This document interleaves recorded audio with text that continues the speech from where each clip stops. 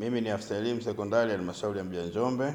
Kwa majina naitwa Prochesus Jerome Mguli. Nimechukua nafasi hii kutoa taarifa kwa ufupi juu ya maendeleo ya elimu ya sekondari kwa mwaka 2025, nikigusia pia na matokeo ya mitihani ya kitaifa. Kwa ufupi, halmashauri ya mji wa Njombe ina shule za sekondari 35. Kati ya hizo shule 20 ni shule za serikali na shule 15 ni shule zisizo za serikali. Shule mpya ambazo sio za serikali ni Njombe Boys Secondary School, Njombe St. Joseph Secondary School na Upper Hill Secondary School. Zote ni za wavulana.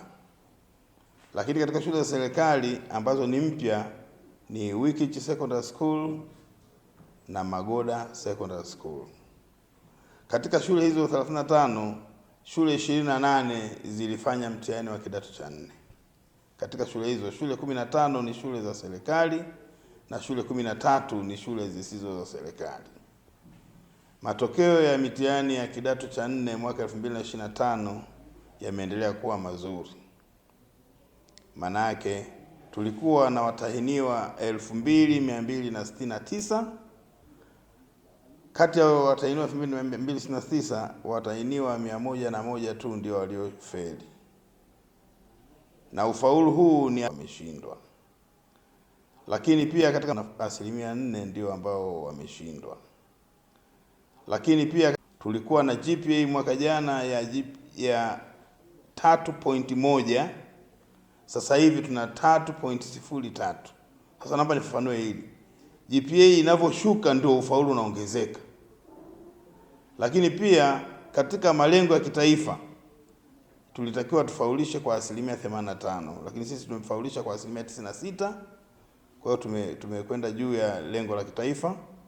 Lakini pia malengo ya kitaifa yalitutaka pia wanafunzi wanaofaulu daraja la kwanza mpaka la 3 wafike 50%. Maana yake hawa ndio wanaotakiwa kwenda kidato cha 5.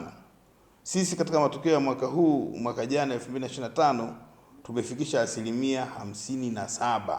Kwa hiyo tumezidisha 7%. Kwa hiyo maana yake katika wanafunzi 100, wanafunzi 57 wanakwenda kidato cha 5 na wanaobakia hao wanakwenda kwenye vyuo vya katikati.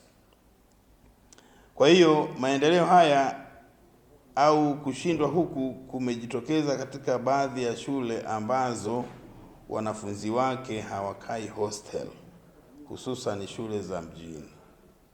Hizi shule za mjini zina sababu kubwa mbili. Kwanza, zinachukua wanafunzi wengi kutokana na population ya mjini, lakini pia wengi wanakaa kutwa. Kwa hiyo kunakuwa na utoro wa rejareja ambao ndio unafanya wanafunzi wale wasizingatie sana masomo.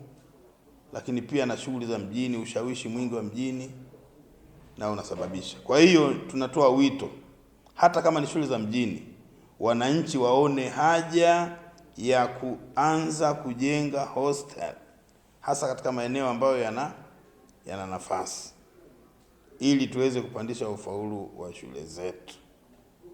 Na niwaombe wazazi, hata katika zile shule nyingine ambazo ziko vijijini, tuendelee kuhimiza watoto wetu waweze kusoma kwa wakati. Na ili waweze kusoma kwa wakati, maana yake wazazi inabidi wapeleke mahitaji ya msingi ya watoto kwa wakati. Kwa mfano, madaftari, sare na vifaa vingine vyote vya shule. Lakini pia kwa mfano kidato cha kwanza sasa hivi wanafunzi waripoti kwa wakati na mahitaji yao yote yakiwa sawa sawa. Na wale wanaokaa bweni basi wahimizwe watoto wakae bweni wote.